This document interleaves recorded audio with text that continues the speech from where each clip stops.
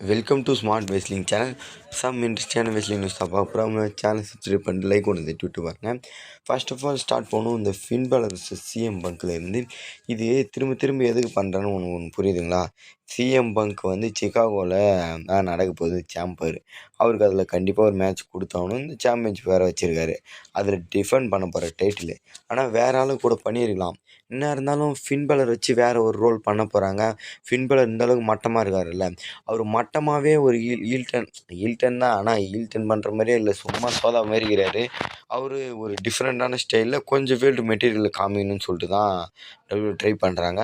அதனால தான் சிஎம்க்கு அடித்து அட்டாக் பண்ணுற மாதிரி அட்டாக் பண்ணி ஒரு மேட்சும் மோதினார். நல்ல பர்ஃபார்மன்ஸும் பண்ணார். நல்ல அப்ரிஷியேட் பண்ணாங்க. மக்களும் பார்த்தீங்கன்னா டிசப்பாயிண்ட்லாம் பண்ணி வாழ்த்துனாங்க. திரும்ப பார்த்தீங்கன்னா ஏஜே ஸ்டீல் கூட மோதினதுக்கப்புறம் ஃபின் பாலர் அட்டாக் பண்ணிட்டார். இப்போது இன்னொரு மேட்ச் வைப்பாங்க. இது வந்து பார்த்தீங்கன்னா எலிமினேஷன் சாம்பில் இந்த மேட்ச் வைக்கிறதுக்கு பாசிபிலிட்டி இருக்குது. Again part 2 match. இதுலேயும் பார்த்தீங்கன்னா ஃபின் பாலர் தோத்தாருன்னா அதுக்கு அடுத்து பார்த்தீங்கன்னா டாமினிக் மிஸ்டருக்கு இவருக்கு ஒரு ஃபியூடு உருவாகும்னு நினைக்கிறேன். ஏன்னா இதுலேயே தோற்றுனா இன்னும் கொஞ்சம் ஹைப் ஆகிடும். ஃபின் பாலர் பார்த்தீங்கன்னா மக்கள் என்ன தான் வெறுத்தாலும் ஒரு ஈர்ப்பு இருக்கும். தலைமை வேர்ல்டு லெவலில் வச்சு பரவாயில்ல, தரமாக இருக்கான சாம்பியன்ஷிப் இல்லாமல் இருக்குன்ற மாதிரி இருக்கும். இப்போ இருக்க மாதிரி இருந்தால் சுத்தமாக இருக்கான்னு சொல்லி தான் கொஞ்சம் ஹைப் ஏற்றதுக்கு தான் வேர்ல்டு சாம்பியன் அளவுக்கு பார்த்தீங்கன்னா மோத வைக்கிறாங்க. வேர்ல்டு சாம்பியன் கொடுக்காட்டாலும் அந்த இன்டர்கான்டினல் சாம்பியன்ஷிப்னாச்சும் கொடுப்பானுன்னு நினைக்கிறேன். பார்க்கலாம். ஆக மொத்தம் இந்த மேட்ச்சு சிகாகோவில் நடக்கிறதுக்கு வாய்ப்பு இருக்குது. எலிமினேஷன் சாம்பர்.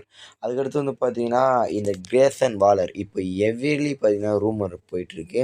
இந்த கிரேசன் வாலர் தான் அந்த மிஸ்ட்ரி நபர் அப்படின்ற மாதிரி சொல்கிறாங்க. ஆனால் எனக்கு அதில் துளி கூட நம்பிக்கையே இல்லை. இந்த கிரேசன் வாலரையும் ஆஸ்டின் தியரியும் ஒன்றா தானே இருந்தாங்க. இவங்க 2 பேர்த்தையும் இந்த விஷன் டீமில் சேர்க்குற மாதிரி இருந்தால் டீமாகவே சேர்த்துருப்பாங்க. ஏதாவது பிளான் பண்ணி அப்படி அதை விட்டுட்டு அந்த டீமை பிரேக்கப் பண்ணி ஆஸ்டின் தியரி இதில் போட்டுட்டு கிரேசன் வாலரை அந்த நியூ டேயில் போட்டானுங்க. அந்த மாதிரி பண்ணியிருக்க மாட்டாங்க. டீமாகவே ஆல்ரெடியான ரூமர் இதெல்லாம் இருந்தது, இந்த விஷனில் தான் இவங்களாம் சேருவாங்கன்னு.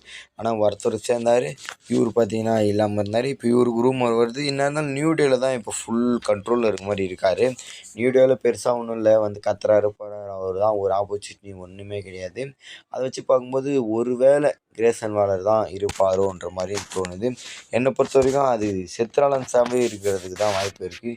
செத்ராலன்ஸ் டேரக்ட் ஃபீடு பண்ணுறாரு. டேரக்ட் ஃபீடு இந்த டைமில் பண்ண விஷயம் இன்ன வரைக்கும் போகாது. அதனால் வேறு ஏதாவது மிஸ்ட்ரி நம்பர் இருந்து அவர் செத்ராலன்ஸ் ஆளாக இருந்து இப்போ பிராண்ட் பிரேக்கர் டீமில் எத்தனை பேர் இருக்காங்க? 4 பேர் 3 பேர் இருக்காங்களே.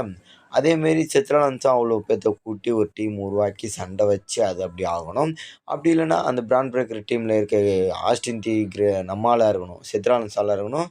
இன்னொருத்தவங்க செத்ராலன்ஸ் ஆளாக இருக்கணும். அப்போ தான் பார்த்தீங்கன்னா இந்த டீமை ஸ்பாயில் பண்ணி பிராண்ட் பிரேக்கரை தனியாக பிரித்து அவர் ஒரு பவர்ஃபுல் மெட்டீரியலில் இருக்கிற மாதிரி காமிப்பாங்க. அதுக்கடுத்து பார்த்தீங்கன்னா Roman Reigns, Jey Uso, Jimmy Uso இந்த சம்பவம் பண்ணுவாங்களா இந்த பெரிய சீனு? ஏன்னா இப்போ பார்த்தீங்கன்னா Jey Uso champion, Jimmy Uso champion, Solo Sikoa அப்போ நார்த் அமெரிக்கன் சாம்பியனாக இருந்தார். இப்போ திரும்பி அவர் டேக் டீம் சாம்பியனாக இருக்கார். அவர் SmackDown tag team champion. அது மட்டும் இல்லாமல் வேறு யாருன்னு பார்த்தீங்கன்னா நம்மளுடைய ரோமன் ரெயின்ஸு.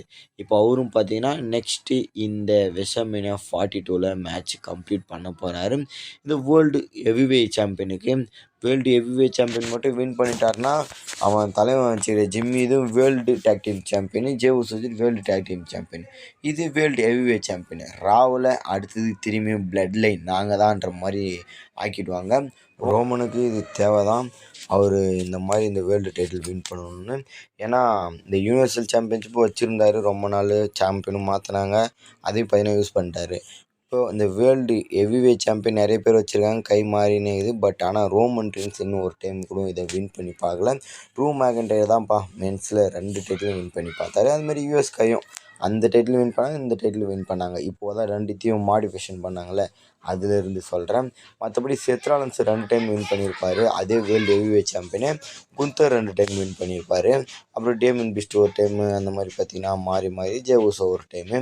இப்போது ரோமன் ரெயின்ஸ் இந்த ஒரு டைம் பார்த்தீங்கன்னா வின் பண்ணுவாரான்றது பார்க்கலாம். வெஸ்டர்ன் யூனியன் 42 இன்னும் பார்த்தீங்கன்னா சில மாதங்கள் இருக்குது. இது வந்து பார்த்தீங்கன்னா பிப்ரவரி, மார்ச், ஏப்ரல் குறுக்கால ஒரு மாதம் கிட்டத்தட்ட ஒரு 2 மாதம்னே வச்சுக்கோங்களேன். பார்க்கலாம் இந்த மேட்ச்சுக்காக எந்த அளவுக்கு பார்த்தீங்கன்னா ஹைப்பாக ஸ்டோரி லைன் பில்டப் பண்ணுறாங்கன்னு. என்னை பொறுத்த வரைக்கும் கொஞ்சம் தரமாக தான் பண்ணுவாங்க. டே 2வோட மெயின் ஈவெண்ட்டாக நடக்கும்போது அப்போ தான் கொஞ்சம் சம்பவம் பிளாஸ்ட்டாக இருக்கும்.